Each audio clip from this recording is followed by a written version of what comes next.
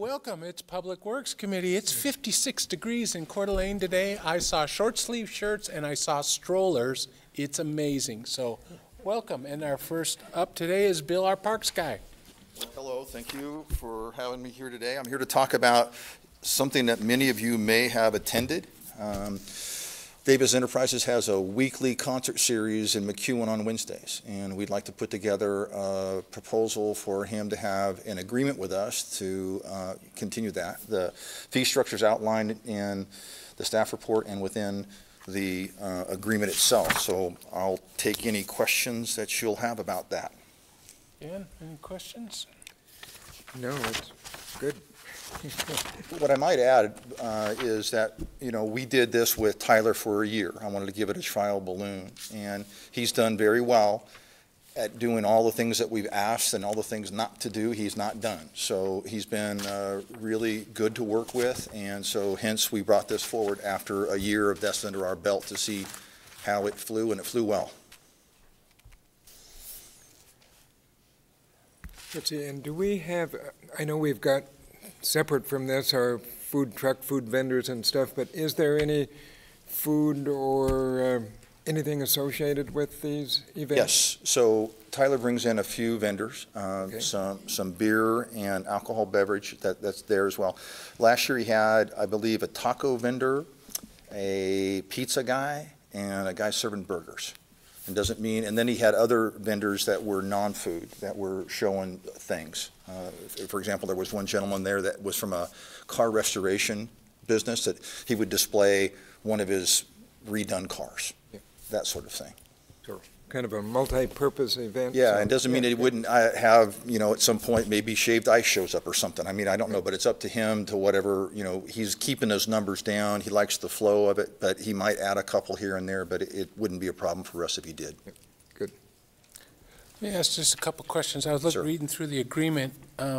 Talked about maximum occupancy is 6,000 attendees. Is that 6,000 for the summer, for one event?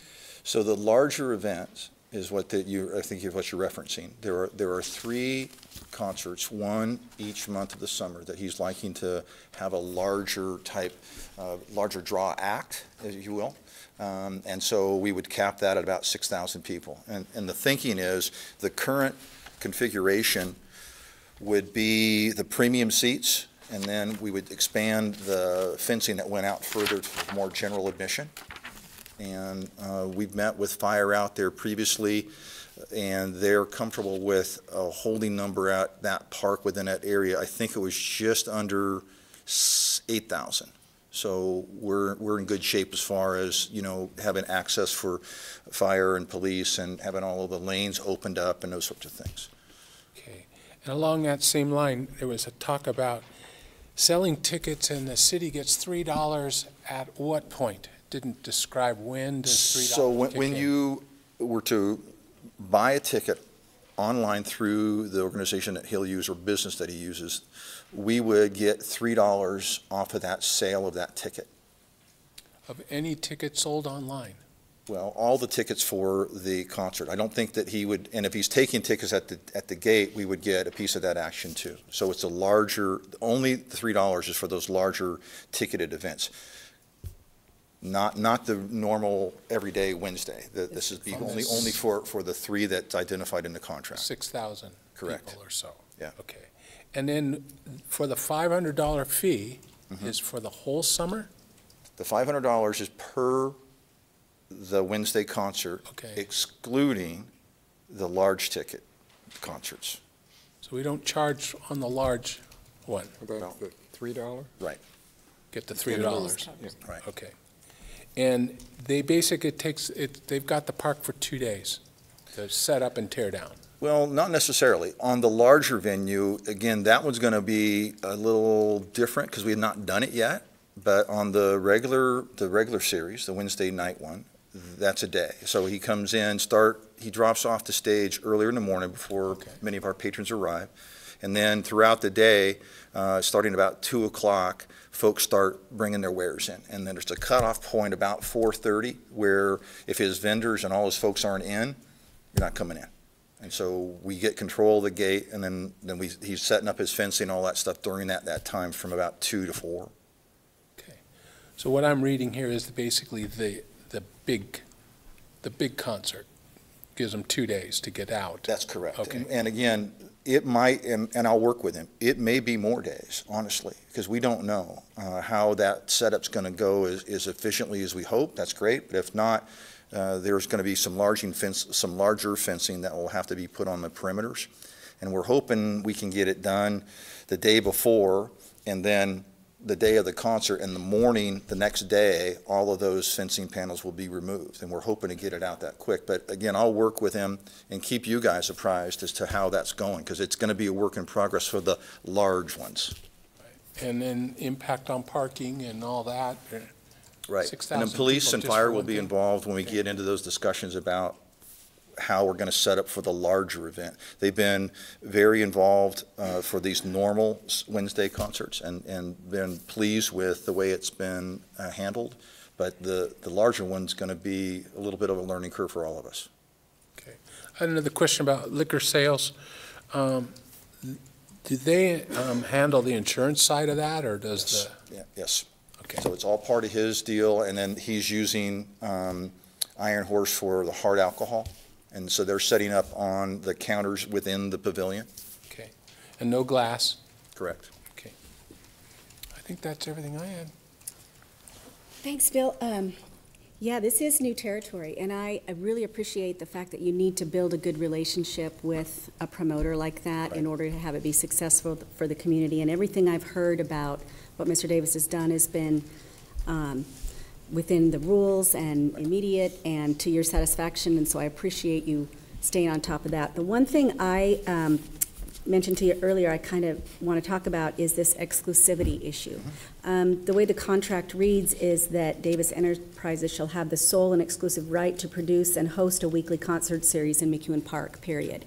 I know where that's coming from. It kind of makes sense, but this is a public park, and what I'm concerned about is some things we had talked about with the library doing a regular program that involved music. Any of our other folks through through Arts and Cultural Alliance, even through their performing arts support, may want to do a series of different types of maybe opera or maybe kids shows or something like that.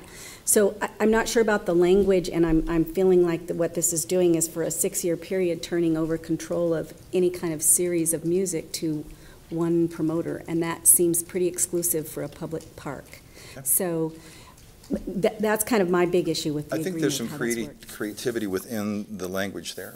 One of the things is that, and I can talk with Tyler and his attorney about this, but I feel that the library, for example, that's a city event, so I believe there's an opt-out for us on that because it's going to be much lower key, not the same day. Legal had just spoke to me a little bit ago and suggested that, the exclusive rights was for Wednesdays. I don't know if that's exactly right, but that's something to consider. And additionally, the other opera stuff, I think there's a ways that we can work with Tyler on this deal. And if it's an issue of a weekly, maybe we do something that's more monthly or biweekly. There's nothing that prohibits us to be creative within that. And so he was concerned really about another promoter trying to come in and then capitalize on another day. The only day that's really available for that is a Monday, really, because we've got a Sunday concert in the park, in City Park. We've got Tyler stuff on Wednesday. And then Thursdays at Riverstone. People have tried to do Fridays. It's a bust. Saturdays are a bust. So there's only 2 days in a week in which that could be possible. I spoke with Betty there, and it's the first I heard of it, about the library interested in some sort of local artists here.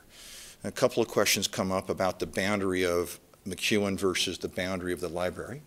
And then again, I think there's some creativity in the wording about our use of our park for our purposes, which is the library. So I believe we can get around that real easily. Mm-hmm. So I think that we have to have some discussion with Tyler a little bit about it, but I think we can still move forward. And I'll contact him. You and I spoke today, and this is the first I heard of it. So at the Park and Rec Commission level, it passed without any question about it. So I've yet to engage him in any dialogue about this. And I think the intent I'm in agreement with. I understand what we're trying to do, but the verbiage is not something that I think we should be married to for 6 years. I think we don't know what's going to happen in the next few years, and there could be good Well, programs. it's not necessarily that will be 6, excuse me, it's not necessarily 6. There's a way for him to renew after 3, and it doesn't mean that he's going to get 6. And so there's some safety in that a little bit. Right. But nonetheless, Right. And it's there's still safety. 3 years. There's safety and forfeiture of the permit Correct. too. I'm agreeing with all that. I just think that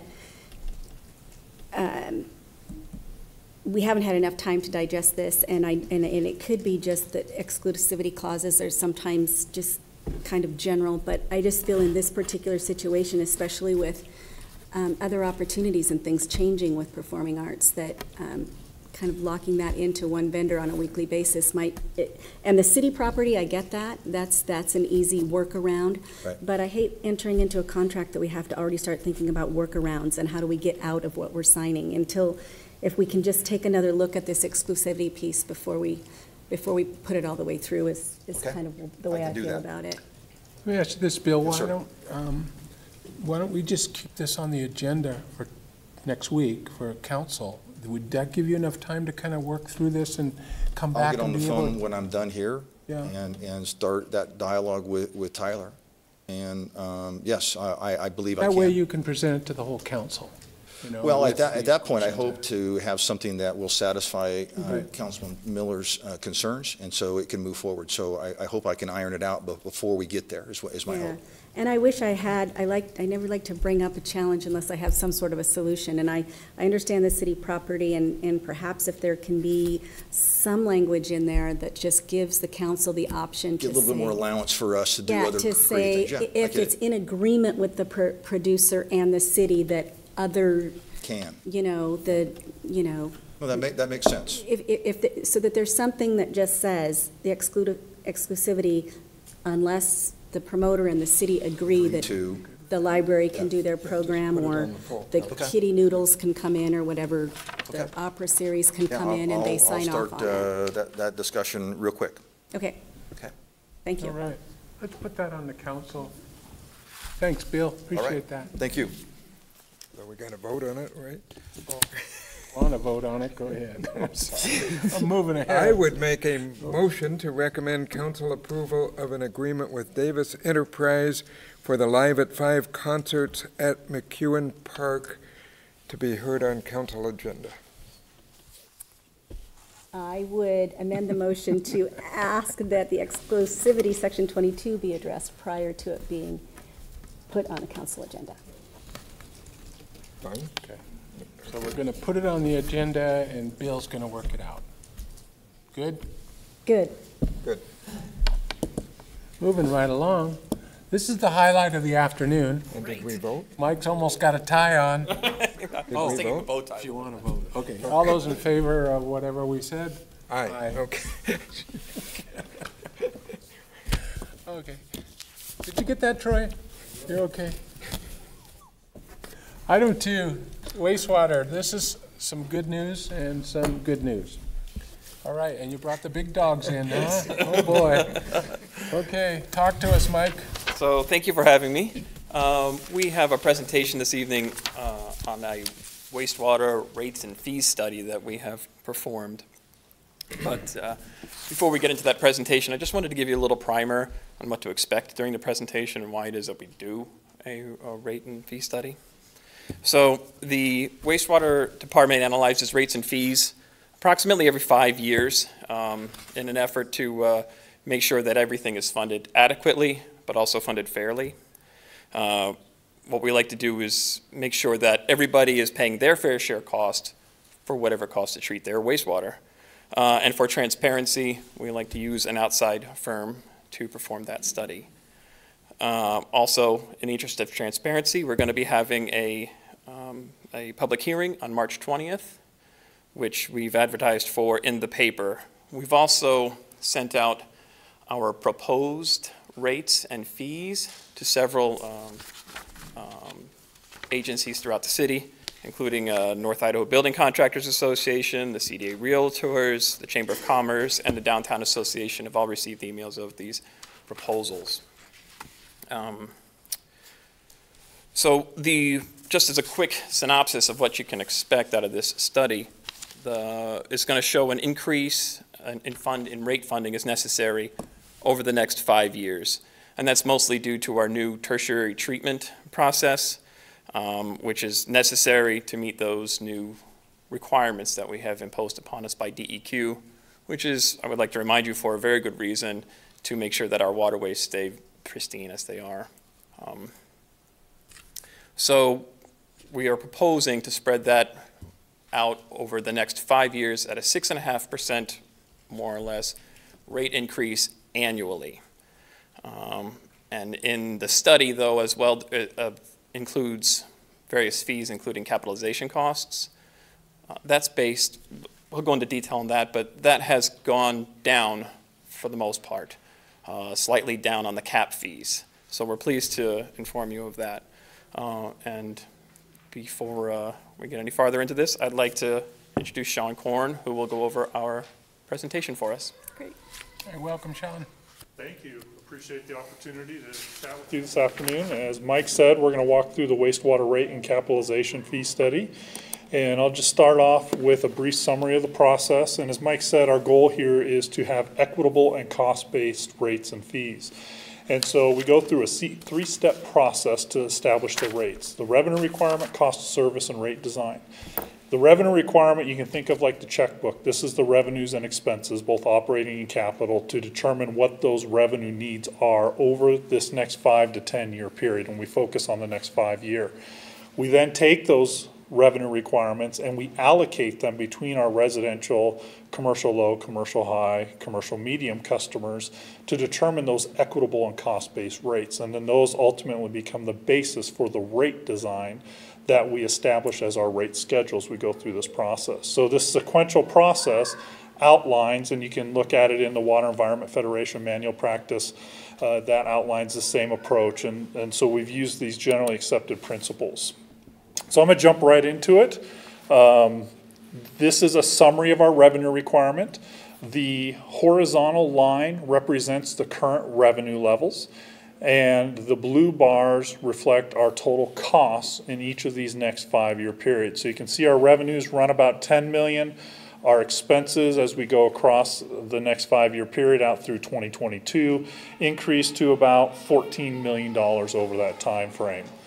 So, yes, sir. I'm just going to ask questions as we go. So you're saying that's what it costs now, Correct. and that's what it's going to cost in the future because? Of several items. So the first item is we do have inflationary impacts on O&M expenses. Okay. The second part, and probably the bigger piece of that, is the capital program and what you've done in the past. So since we've been here 5 years ago, you've done a lot of work at the wastewater treatment plant. So you've got the phase 1 tertiary treatment. That was about $12.6 million. So that happened since the last rate study. We utilized the revenue and rate adjustments to fund that, as well as existing reserves. And so what this does is provide you with that scale-up pilot testing facilities and deal with the ammonia, nitrogen, and phosphorus control requirements. So that's the piece that happened during the last rate study that drove that. The next step is phase 2, and you all are starting that right now. That's approximately $16.2 million. So that's being spent over the next 2 to 3 years, which obviously has an impact on the overall revenue needs of the utility and reserve balances as part of that. And so you can see those new facilities. And if you want more detail on the capital construction, we've got Mr. Clark here. Oh, no. So, So we're building more stuff to handle not more volume, but to hit the specs EPA wants cleaner water. correct. Is that really the balance? Okay. So, Go ahead. and as long as we're going as we go, 6+% a year for multi-years sounds like quite a bit. So what was our average annual rate increase for the last 5 years? That was approximately 8% a year. Oh, it was? And I do have a slide towards the end here. I have 10 years of rate adjustments in there. Okay. And we've got the 5 years that was adopted in 2013 through 17, and then I've got this time period as well. And so we can take a look at those differences. Okay. And again, it sounds like there's a high demand for the kind of the cost of the technology and equipment to meet a higher standard, which costs more, so. Absolutely, that is correct. Yep. Yeah, and so these projects were a big driver in the prior study. They continue to be a driver in this study, and part of that impact is, majority of that impact is the capital side plus some inflationary increases in the O&M side of the cost for the city as costs continue to go up for different components, for chemicals, for electricity. All of those different pieces add up over time as we're looking out 5 years. As part of that, we take a look at ending reserve fund levels, and you can see here we start in 2018 at right around $10 million of total reserves. As you get out towards 2021, this is phase 2. This is where we start burning reserves to pay for a significant component of that capital project. They dip down, and then these rate adjustments get us back up to where we would like to be. The blue line at the bottom is our absolute minimum cash that we want to have on hand. So that's like at the end of the month, we want $100 left in the checking account. You know, ideally we'd love to have 200 or 300 in there. That's the same premise with the utilities. That's our threshold, minimum threshold that we want to be at. So you can see we trend towards that, and the rate adjustments continue to take us out over time with that adjustment. So let me just ask along that line. So this is the cash flow side of it. This is the cash on hand. So this is the bank account. So we need that much money out to 26. Now is 26, are we still building stuff and tertiary treatment? When will it get to where we just make it clean? It's done. Will it ever? You guys have been here forever. I'm just wondering, is there an end to this? Won't we have to buy new computers? But this is upgrades. These are constant upgrades for better water quality by EPA or DEQ or whoever's in charge this year. Mm-hmm. So you're projecting out 26 that we're still going to be tweaking and fixing and chemicalizing and, yes? This does include capital improvements out that far, but it's not the big ticket items right now in the plan for the plant. It's collection system improvements, it's renewal and replacement, equipment, vehicles. Okay. That stays constant. Yep. Okay. Your renewal and replacement type items. Okay. Not the growing, getting bigger. Correct. Getting stronger. Hopefully not. We will see what kind of regulations are imposed upon us by the regulating bodies. If we're constantly meeting with them to try to see what it is we think can be done, what we think should be done to ensure the protection of the waterways. We certainly don't want to waste money. Right. So we do our best to stay involved in the process to make sure that if we feel like it's not necessary to spend tens of millions of dollars of ratepayer dollars, we do our best to be involved with that and make sure we're not wasting ratepayers' money. But it's a little difficult. Nobody saw these low phosphorus limits coming 20 years ago. So we do our best to meet as we march along. Okay, thanks. Let's have a question on that slide with the kind of the two peaks in the valley.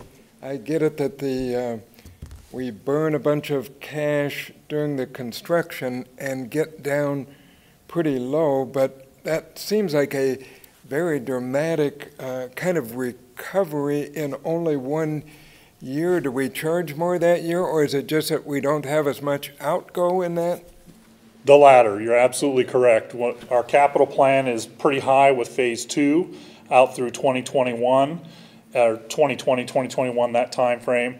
And then we're back down to that renewal and replacement level, which is fairly constant over time. So we had to build up rates to fund these phase 2 projects. And once those are built and paid for, then we're on the glide path from a cash flow. Stable. Yeah. Correct, yes. Thanks. The other piece we do need to take a look at as we go through this, because you have issued debt as part of the funding program for Phase 1 and Phase 2.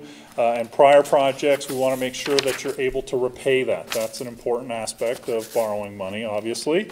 Our minimum is running about just below 1.5. It's about 1.25. Our actual coverage is running around 2 to 2.5. So what that means is that you have a higher coverage ratio than you need. So the credit check, when they come in and say, can you repay this? It's 2 thumbs up, we can pay these bills going forward. And that talks about 2 things. One is that you haven't over indebted yourself. And 2, you've been cash financing a significant amount of projects. So when I work with utilities and I have a really low coverage ratio, it means they're not paying cash for projects because they don't have the cash to spend. You've been able to do this since I've been working with you all. That's always been a great number. You've been funding those renewal and replacements each year through rates and reserves, and you've been able to maintain a strong coverage ratio. Didn't we get some good percentage money not too long ago? Seems like Troy was over there leaning hard and good percentage, or a Yes. big amount of money for a little bit of percentage. That's Yep. helped, yeah? Absolutely, yes.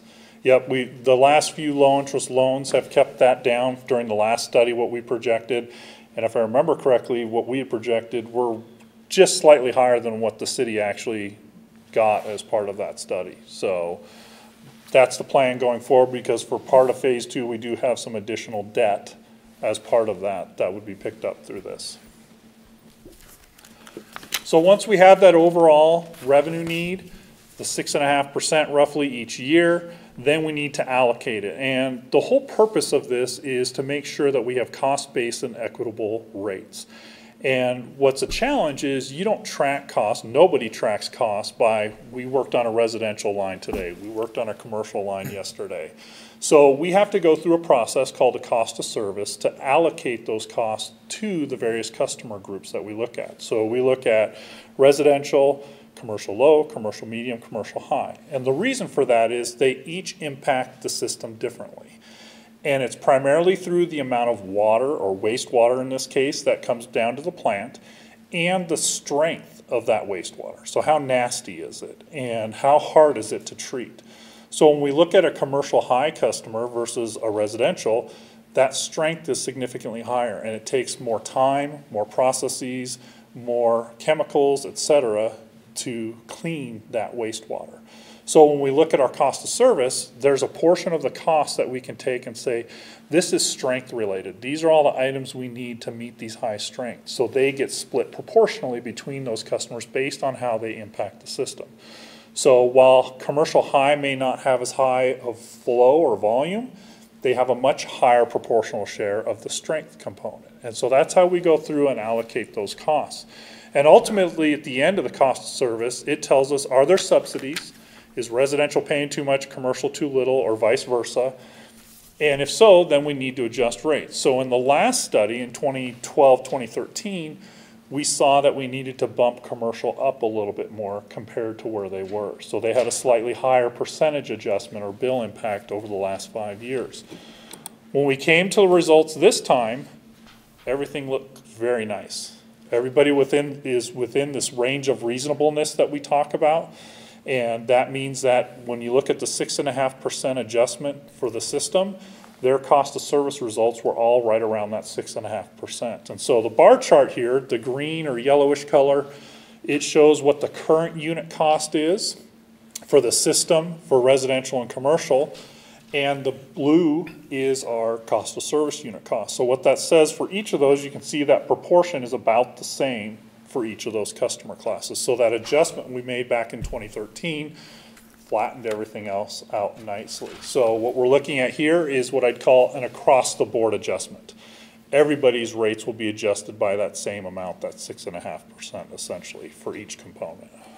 So a thought here, did you say that the let me think here. So being commercial heavy or commercial strong is divided, the use is divided amongst the users, those people that are strong. Correct. So we look at each of our customer categories, and based on the strength of their wastewater, we put them into commercial low, medium, or high. Okay. And so then we're able to take our costs and proportionally allocate them to those customers based on the benefit that they receive. So that higher cost of treatment gets paid by the higher strength customers. So I think I was talking to Mike about, I asked him, who's the highest commercial? I'm thinking it's chemicals but we don't have chemical places here. We don't have mills anymore. We don't have, it's restaurants. Yep. So my question becomes is, as more restaurants open and start putting in more, do you keep track of that? Do you know when a restaurant opens and they put in a grease trap and Absolutely. and they get a piece of this nasty pie, right? Yeah. And do you project out for more, or are we just in the 5-year thing? So the new guy in the next 5 years doesn't show, or he will pay his portion, right? Do you follow her? Yeah, it'll get, go ahead, Mike, unless you want me to take a shot. Yes, we are aware of when a restaurant comes in. When they pull a permit, Okay. we have both, we'll assess their, whatever the cap fee is, whoever pulls a permit. In this case, a restaurant pulls a permit, we'll let them know what their cap fee would be. And then we also have a pre-treatment program that goes out and ensures that they do have some sort of grease interceptor or whatever it is that's necessary to keep their particular output from harming the collection system, and prevent backups and that sort of thing. But I'll let you answer the next one regarding how we do have zoning to help predict what may or may not come in. But Sean, I'll let you answer whether or not we anticipate those in our fees. Well, and kind of along with that, so you must build in some projection of anticipated growth. Yep. So much commercial, so much, so there's something built in, and then it could vary, but. Correct. So as we look out over the next 5 years, we project what the increase in revenue and customers and flow will be by those major categories: residential, commercial, low, medium, high. And we project out the revenues increasing based on that. And when we develop the rates, then we take that into account as well, as we're targeting that amount of additional flow revenue coming into the future as they connect. We're not going to get perfect where it's, okay, in 2019 we know exactly what we're getting in, but we're making an educated estimate based on that number. And the other part of it is, as Mike mentioned, if a customer came in 2 years, they'd pay that commercial high, a restaurant would come in 2 years, they would pay that commercial high rate or medium rate, depending on where they fell at that time, and they would pay that cap fee, which is actually higher for a commercial high because of the infrastructure and capital needs to fund their system that is needed to treat them. So it's a two-pronged component so that they're paying their fair share as they connect to the system. Thanks. So here's the big slide with lots of numbers, and your eyes will glaze over. So what I did, this is the prior 5 years.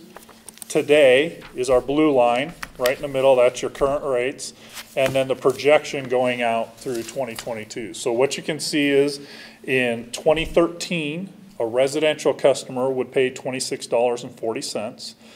Today, they're paying $35.65. Based on the across-the-board adjustments, that would increase to $48.82 over that next time period. Roughly $2, a little more than $2 a year increase in that monthly bill. Very similar for the commercial. Commercial has a two-pronged rate structure. We have a fixed charge, so they pay that regardless of what they use. And then we have a use charge, which is the consumption component. And you can see those two pieces also increase based on that overall percentage adjustment. And so those commercial customers pay that, plus depending on their water usage, which equates to the wastewater flow that we're assuming for this. So does that work out in the commercial side, the high-low, all those, on the 6.5?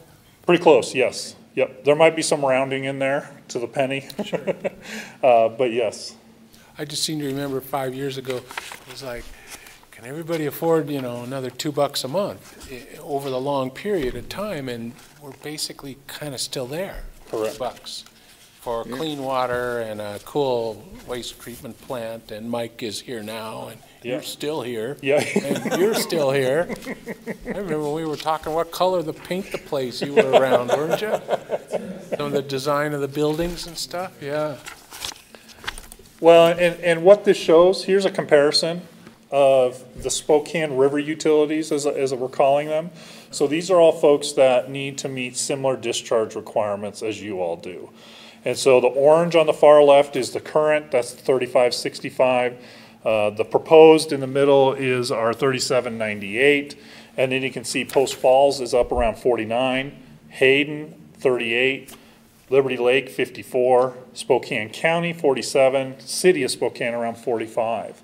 And so even with the first year adjustment, and as you go back, we're at 48 at the end, we're still right with everybody else. And not all of these utilities have done the same treatment that you all have done to get to where you are today.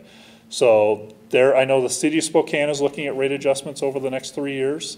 I think it's just under 10% a year is what it looked like on the average residential bill. About $3, $4 a year increase in that monthly bill as part of that. And I'm sure others will be going through that process as well. You know, that's an interesting story. I'm thinking, I talk to people all the time, and they just move here, and I go, so where are you living? Oh, we're in Post Falls. Oh, $7 a thousand for your taxes. I kind of give them a poke, right? And I go, well, Coeur d'Alene, we're only 5, and oh, now I have another one. We got lower sewer treatment. We got our own river. You know, we take care of it, and we got a cool plant, right? That does tours. We provide a very high level of treatment for a very low dollar amount. Mm-hmm. Way to go. Yeah, I'm very, very pleased. That's why I wonder, is there something unique about our either geography or something that lets us give, by comparison, such a kind of a good bargain, so to speak? Well, I think that, I'll give you just a real short bit of that. The city made an investment in about 2009 for 2 years of pilot studies where we were able to study the technologies to find a better way to meet the dissolved oxygen total maximum daily load requirements for the river. So that's the super low phosphorus. So you've got the lowest effluent phosphorus limits in the country.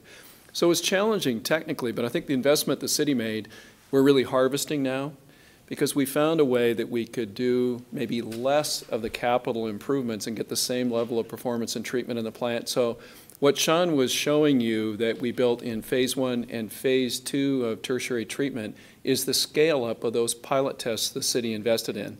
And we think we've avoided maybe $30 to $40 million in capital as long as what we scale up from the pilot continues to work well. And it has continued to work well. We've discovered a few new things. You do something new, you're going to learn a few new things, but it really has cost less. So I think that's the benefit, and credit to the city for taking the risk earlier on in the negotiations with EPA, with Washington and Idaho DEQ, and investing in the technology studies because they've paid off. You know, there's also some history behind that, the fact that you don't do much pumping here. Gravity, people go, why is the sewer treatment plant right on the river? Well, and I read someplace in 1907 when they did that, they wanted to put the water in the river. And 1907, that was a big deal, right, about worrying about the water going in the river. So you guys have come a long way, and everything goes downhill. Right? Luckily, we're at the bottom of the hill. Right, no, I mean, the ideal, right? Less expenses and overheads. Yes. So sometimes you got to spend money to save money. Yeah, I think that's the way it turned out here. And I think it was, you know, a pretty bold decision to invest the amount of money. We didn't see the other utilities do some of that. I think you can see in some of the rates, Spokane County in particular had to move forward with their program all in a lump. And I think that did result in maybe spending in ways that didn't allow them to optimize to the degree that Coeur d'Alene has. You've been able to invest in increments in sort of an adaptive management strategy where as long as it proves out and we get better as we go, we've had a chance to adjust. The one and done options, they haven't had that same chance for learning as you go. It's pretty cool. The other piece of it, I think, is since I've been working with the city and even going back to prior studies back in the early 2000s, the city's always had policies of funding renewal and replacement and rates. So prior city councils, this city council, folks have, and staff has said, you know, we need to pay for this on an ongoing basis. That is the biggest thing, because that gives you a good coverage ratio. So if you have to borrow, you have the credit rating. You don't have to go through all of those steps with DEQ, but it's still good to show you can pay your bills. But you're able to fund $1 million a year of that renewal and replacement, you know, through rates, and you've had that continually.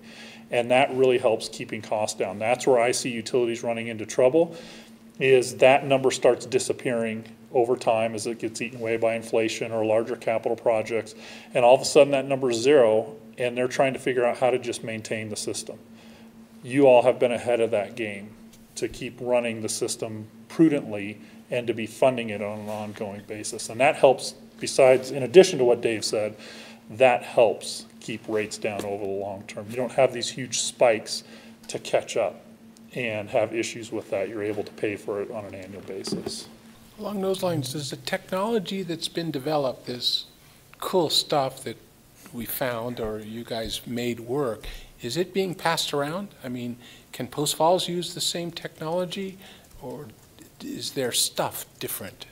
You know, some of the technology parts are similar and are used in other locations. I think we found kind of a unique way to apply the microfiltration membranes and the biology of the plant in ways that are advantageous. We are trying to mimic that in other locations, and we've published a lot on what we learned in the pilot studies for Coeur d'Alene. So there's a Water Environment Research Foundation, that's an industrial association of wastewater utilities, that there's quite a bit of information sharing. Coeur d'Alene has been featured in a fair amount of that, so we've had others visit the plant, and then, you know, we benefit too from getting ideas from what the other utilities are doing. I think it's nice when we can share the investment, you know, in many ways. And I have to say, in the past, you know, Mr. Troy was our very conservative money guy, and he didn't, well, you know, give yourself some credit, Troy. You stepped up in many times when, you know, you didn't like to borrow money. You'd like to keep things strong, and I think that conservative, and maybe even before you, but I know that the time you've been here has been hang on to everything, don't be wasteful, and but think ahead, think out. And when he was so excited when you got like 1.4 financing for $1 zillion, I mean, that just made his day, you know, and now it's still moving that way. So thanks, Troy, and thanks, you guys. I didn't catch your name, and I apologize. Dave Clark is my name. Dave, Yeah. and we've met. Anyway, that We was a have. great explanation. I appreciate you bringing up that information that I think it helps a lot of folks realize when we do this that this isn't something we have a lot of control over. When you have some of the highest TMDLs in the region, it's not like you have an option. So, and bringing up the investment and how it's paying off, I appreciated that explanation. So thanks, Dave. So that's the rate side of it. Going into the cap fee. So the whole purpose of a capitalization fee is a one-time charge for new customers. So this is new development, this is upsizing existing development, this is, we have new customers coming onto the system. And the point of this fee is that your current customers and past customers have paid for this system. So there's pieces that are paid off, we're still funding new improvements. They should buy into the system so that they're on equal footing with current ratepayers, because they've been paying for the system over the last 5, 10, 50, 100 years.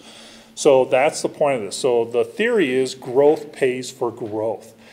And what we do is we look at population equivalence. And so that's persons per household, how much water, wastewater do they contribute to the system. And so we took a look at this fee and updated it. So it does result in a slightly reduced cap fee. So the current cap fee per PE, population equivalent, is $1,433. The calculated cap fee this time around is $1,383. And this changed for a couple of reasons.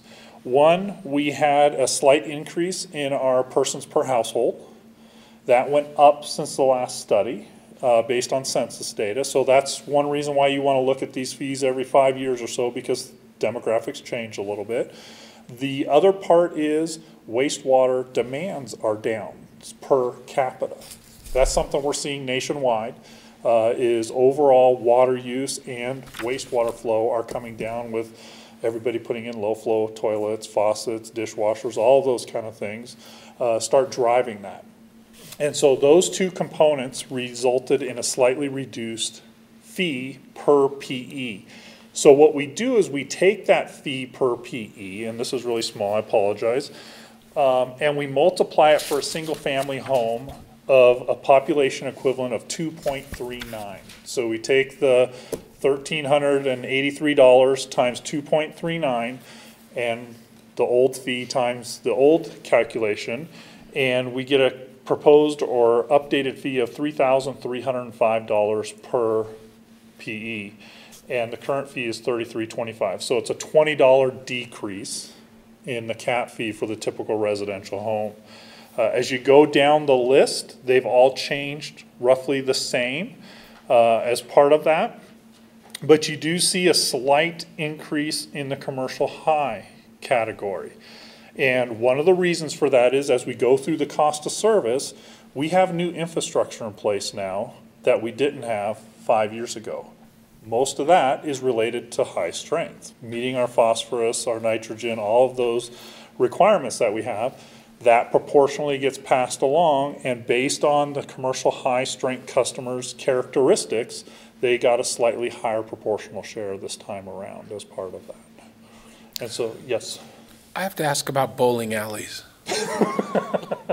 Are they like a restaurant? Is that why they're up in the high? I'm trying to think of a bowling alley. Is that it, just the food side of it? Yep. Okay. Didn't picture the alleys, the balls, and the No. pins doing anything. Funeral homes, I totally get. They should be up there all by themselves, I would think. Hey, come on, Nick. Well, you know. Okay, thanks. Yep. Any questions on that stuff, you guys? So that's really the brief presentation here. Just wanted to give you this information, receive any comments you have. We'll be back in almost a week, a little more than a week, with the full council to provide the full ordinance, resolutions, draft final study, the whole ball of wax here for you all to have in place to move forward with. Do you think the cap fees over a period of time have been similar? You know, you did the backwards on the. I'm rate doing that. study. I'm gonna look at that one as well. Just to kinda- Oh, you mean looking back over the last few Yeah. years? Looking at the way this is, where this is going and where it's been, just so it gives us a little easier to justify to our citizens, you know, hey, this has been pretty consistent, you know, and we're state of the art, and we're cool. Yeah. I do know in 2013, the fee did go up. That was primarily driven by the improvements for phase 1 and phase 2 that those are included in here as well. And I'm also going to have, on the 20th, I'll have the same comparison of cap fees for those other utilities as well. We'll provide that as well, so you can look at that. So the cap fees will move every year too? These will stay constant over the next 5 years. Okay. But as you look at it, and that's the challenge with cap fees, and that's why it's important to look at them fairly frequently, is as your capital plan changes, then that changes the cap fee. And it's really the future piece. It's what are you spending to serve new growth just to provide that service, and that's what can drive that fee. So over time, if you were to start reaching build out, that piece of the fee would go down, but the existing system part would go up, and theoretically it would stay level. But it can kind of ebb and flow over time as you look at those fees. And the one that we hear a lot about is the seating on the restaurants on Sherman Avenue, that they put out seats for, I think is that considered a cap fee? That is not a cap fee. It's something we're going to be looking at. They're currently not paying any cap fee on those seats outside. Because they're on a temporary basis. That's in our ordinance. That's just a fee that they pay. So there is no Okay. cap fee paid on those at the moment. But that's something that we will be visiting probably later on this year, I think. Not in Go this through all of our. We've got some old ordinances that are really no longer appropriate or applicable to our current situation. But it's not going to be included in the ordinance change that we're going to be asking for from council next week. That is strictly going to be related to the cap fee and rate differences. So you get that money now, though? It does go to the wastewater? Yes, it does. One quick thing, so these classifications for the customers, how you rank these, is this, where does that come from? Is that like a national standard of what categories they are, or how does that work? It originated with national standards. EPA put out in the 70s, 60s, and 70s similar categories. And the goal is to try and have categories that show the difference in the volume that these types of customers will place on the system. So how much wastewater is flowing down the pipe. And so over time, the city has adjusted these categories to fit what you have and what we think will happen in the future. And so last time around, we made some revisions to this. This time, we kept it pretty much the same. I don't think we made any adjustments to the components that are included in here. But you have the ability to do that within the Yep. within the plan when you bring it forward. Okay. Yeah, so if we had a new customer that didn't fit, you could add a category and develop a cap fee for that type of customer. Thank you. Well, I would just say I'm really happy to see this on the cap fees and the fact that it, went down a little, which means that, we're looking at it and treating it fair. And like I say, if this is in place for 5 years, then that means it's not just that we kept it flat or down a little, but we didn't add the 30% that, we're doing in the other area. And, we know there's been some, kind of local judicial sensitivity around the cap fee area, so I'm glad to see we're on track, so. Good job, you guys. Thank you. What do you guys want to do? You want to make them go through this again? I think it's significant enough we should. You mean to bring to the full council? Well, there's a lot of information here. It's the first time you guys have heard it. I've been lucky enough to kind of watch this grow for 15, 16 years. So it's fascinating to me because I was there when making some of those decisions, but there's a lot of information here. So what was the plan? What are the plans for the next steps? To bring this forward to we're going to have a public hearing. Public hearing. Beginning of the next council meeting next week. And then to bring this presentation forward so the whole council can hear it as well with any revisions you'd like. If so you'd like we're us already to okay. possibly shorten it or whatever you feel might be necessary, we have the ability to do that now. If you feel like maybe we can abbreviate So I was it. thinking since it was going to be a public hearing anyway.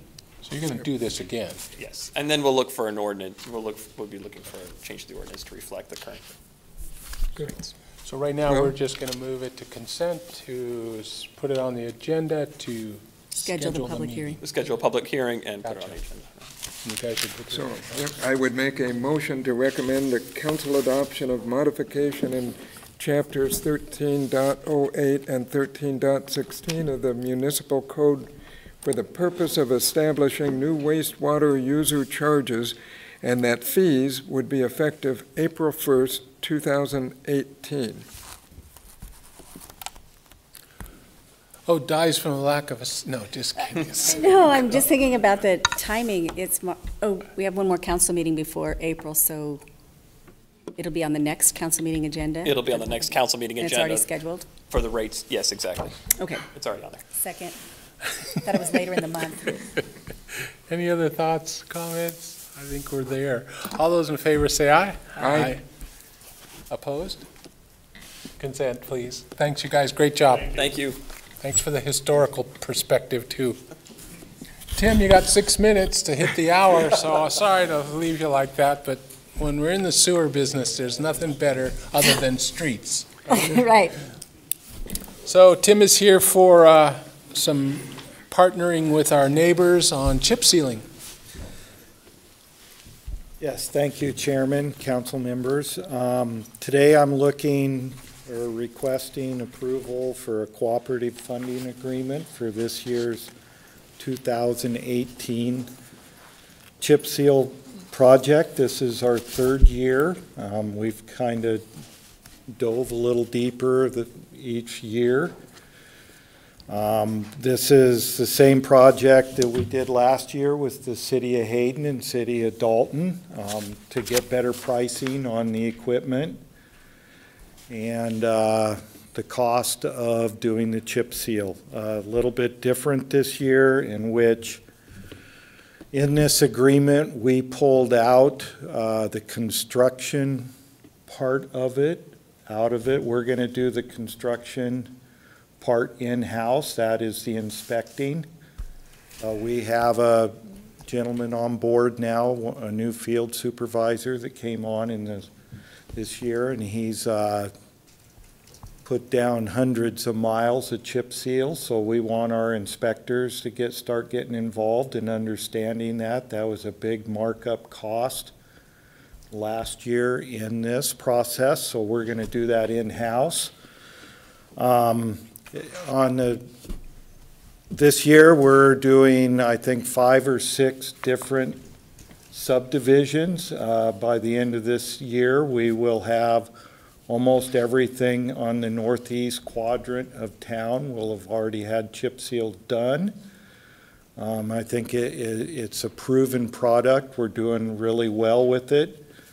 Speaking with the chairman earlier, Government Way was one that probably, and internally, we didn't do the job that needed to be done there. I think you're seeing the effects of that, but the chip seal itself and the integrity of the chip seal is still there.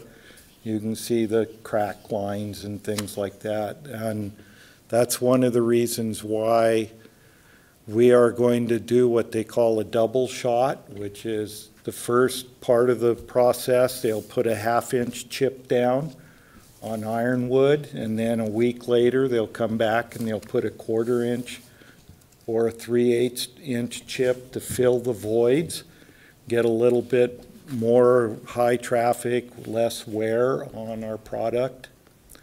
And we're hoping to continue to have a robust chip seal and overlay program in town. You have done very well. I feel in my eyes the council's really put a lot of effort into our roads, and I think that you see that, especially throughout the area. So with that, again, I'm recommending, or I'm hoping staff recommends that council approves this MOU with the other cities, and we can move forward putting the bids together and get ready for this season. Questions? Well, I guess just comment on the Ironwood Drive portion. I feel the pain of the folks who work up in the corridor, and for transparency purposes, I'm one of them, and it's kind of like, oh no, another road project on Ironwood, when will they get it back? Because it seems like it's actually worse since the congestion since we put in the traffic light, and I assume the hope was that would flow things better, but I mean, it is really backed up there, but I guess no pain, no gain. But in this contract, we're asking for the contractor that gets the bid that he's got to do the work on Sunday. Okay. So we don't don't disrupt as least amount of traffic as possible. Okay. Well, that'll be worth. If we got to pay extra, that's worth it. Thanks. That's good news. Yeah, Ironwood was one that we picked. We've got a project with ITD in the Boulevard this year where we're going to change some signalization. We've got a project on Celtis Way going to be completed, and another one started this year on the sidewalk and trail project from Riverstone back to the east. So that's why in this you're going to see where we took this contract and went 150 feet to and through all legs of Ironwood, so we could fix the lines, obliterate everything, get it where we need it to be. So just, I'd like to be clear on this. This is a budgeted item for chip sealing, and it's a long-term plan, so you're moving around the city. And so what we're approving here is just a funding agreement with these other municipalities so that Correct. we save a little money on what we're doing by cooperating with Correct. their programs as well. Yeah, our overlay chip seal is funded through the budget. Well then, That will with look that, for a motion. I'd make a motion to approve the, as fast as I can move to the number. Yeah, paper. The cooperative funding agreement between the City of Hayden, City of Dalton Gardens, and the City of Coeur d'Alene for the 2018 chip seal project. Second. Been moved and seconded. All those in favor, say aye. Aye. Aye. Opposed? Thanks, Tim. Thank you. And we're going to be adjourned because it's a nice day and we could still see the sun for another couple hours. Thank you all for Great. joining us. We're over now. Till next time, okay? See what I Sorry did? about